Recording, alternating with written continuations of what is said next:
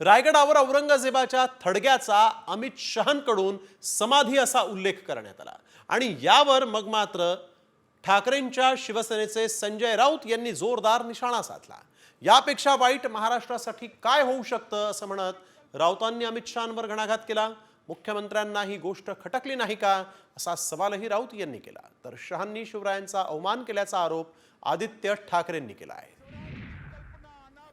धर्मवीर संभाजी महाराज, महारानी ताराबाई, धनोजी, संतोजी, शिवाजी के बाद औरंगजेब जब तक जिंदा रहा उसके सामने लड़ते रहे, जूझते रहे, यहाँ तक कि अपने आप को आलमगीर कहने वाला व्यक्ति महाराष्ट्र में पराजित होकर यही उसकी समाधि बनी। औरंगजेबाच्या थडग्याला देशाच्या गृहमंत्र्यांनी काल रायगडावरून छत्रपतींच्या साक्षीनं समाधीचा दर्जा दिला।